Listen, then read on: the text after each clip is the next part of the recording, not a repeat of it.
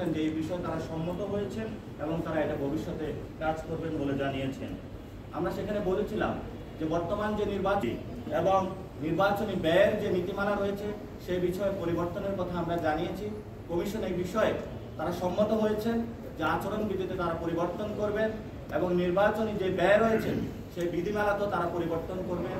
এই বিধিমালার ক্ষেত্রে তারা দ্রুত উদ্যোগ নেবেন এবং আমরা তাদেরকে এটা আশ্বস্ত করেছি যে নতুন বাংলাদেশে পুরাতন যে সিস্টেমের যে আচরণবিধি রয়েছে, মানুষের উপর মার ধর এবং মানুষকে বিভিন্ন বাধাগ্রস্ত সৃষ্টির মাধ্যমে ভোট লুবাট এবং নির্বাচনের পূর্বেই বিভিন্ন টাকা অস্ত্রের জনজালানি পাওয়ার মাসলের শক্তি যে প্রদর্শন বাংলাদেশে চলে আসছে, দক্ষিণ এশিয়াতে বাংলাদেশেও ওই জায়গা থেকে র্যাঙ্কিংয়ের জায়গায় সর্বোচ্চ উপরের জায়গায় অবস্থান করছে। এই নির্বাচন বিধিমালা এবং আচরণের জায়গা থেকে মানুষকে কষ্ট দেওয়ার উপরে, সেই জায়গা থেকে আমরা তাদেরকে বলেছিলাম যে ভবিষ্যৎ বাংলাদেশে আমরা এই ধরনের পুরাতন সিস্টেমের আচরণবিধি, পুরাতন সিস্টেমের যে নির্বাচনী ব্যয়ের যে সিস্টেমটা রয়েছে, যে প্রত্যেক ব্যক্তি প্রার্থী যারা রয়েছেন, দল যারা রয়েছেন আনলিমিটেড ভাবে ব্যয় করে থাকি এবং বাংলাদেশে যে ভোটারদেরকে ক্রয়ের মাধ্যমে যে মানুষের ভোটাধিকার যে কেড়ে নেওয়ার যে সিস্টেম সেদিকে বের হয়ে আসার জন্য তারা এই বিষয়ে বিবেচনাধীন এবং তারা কাজ শুরু করেছেন এবং তারা সুন্দর একটি বাংলাদেশের মানুষের কাছে গণ অভ্যুত্থান পরবর্তী ইলেকশন উপহার দেওয়ার জন্য বিষয়ে সম্মত হয়েছে। আমরা বলেছিলাম যারা ঋণ খেলাপি রয়েছেন তাদেরকে যাতে নির্বাচনী প্রক্রিয়ার মধ্যে না আসতে দেওয়া হয় এবং এই বিষয়ে পূর্ববর্তী সিদ্ধান্ত 3 মাস পূর্বে যাতে সিদ্ধান্ত নেওয়া হয় সে বিষয়ে আমরা তাদের কাছে দাবি জানিয়েছিলাম। সে বিষয়ে তারা সম্মত হয়েছেন এবং তারা এই বিষয়টি বিবেচনাধীন রেখেছেন। কমিশনে যখন মিটিং হবে সেখানে তারা উত্থাপন করবে, সর্বসম্মতিক্রমে তারা এই বিষয়ে সিদ্ধান্ত নেবেন। এবং হলফনামায় অসত্য তথ্য দিয়ে গত 15 বছর কেন 53 বছরে বাংলাদেশে একটি যে ব্যবস্থা চলে আসছিল সেই বিষয়ে আমরা দাবি উত্থাপন করেছি যে হলফনামায় যদি কেউ ভুল তথ্য দিয়ে থাকে তাহলে ওই প্রার্থী যদি নির্বাচনে জয়ী হয় তাহলে পরবর্তীতে তার প্রার্থীতা ক্যান্সেল, সে যাতে সংসদে শপথ না নিতে পারে তার এই বিষয়ে নিশ্চয়তা বিধানের জন্য আমরা কথা বলেছি, দাবি জানিয়েছি। তারা এই বিষয়ে সম্মত হয়েছেন, তারা বলেছেন এই বিষয়ে তারা কথা বলবেন। আমাদের সবচেয়ে একটি বড় জায়গায় গণ অভ্যুত্থানে যারা অংশ নিয়েছিল তারা ছিল আমাদের প্রবাসী ভাই ও বোনেরা, যারা এই গণ অভ্যুত্থান কেন বাংলাদেশের অর্থনীতির চাকা সচল করে রেখেছে তারা ছিল আমাদের প্রবাসী ভাই ও বোনেরা।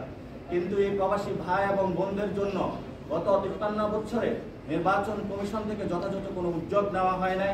তাদের ভোটাধিকার প্রক্রিয়াকে যথাযথভাবে যাতে তারা সম্পন্ন করতে পারে এই বিষয়ে তারা এই পর্যন্ত কোনো ভালো সিস্টেম পায় নাই। আমরা এই বিষয়ে কথা বলেছি, ওনারা বলেছেন একটা কমিটি গঠন হয়েছে, তারা কমিটি একটি প্রক্রিয়ার মধ্যে গিয়ে তারা একটি আর্কিটেকচার ডিজাইন করে নির্বাচন কমিশনকে জমা দিবে, সেই হিসাবে কথা হবে।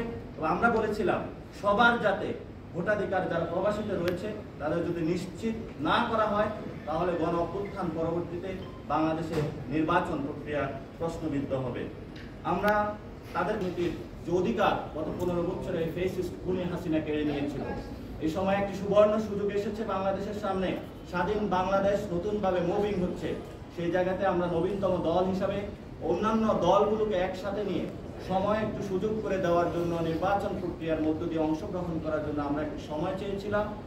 আপনারা জানেন গত 17 তারিখে আমরা 3 মাস চেয়ে একটি চিঠি দিয়েছিলাম।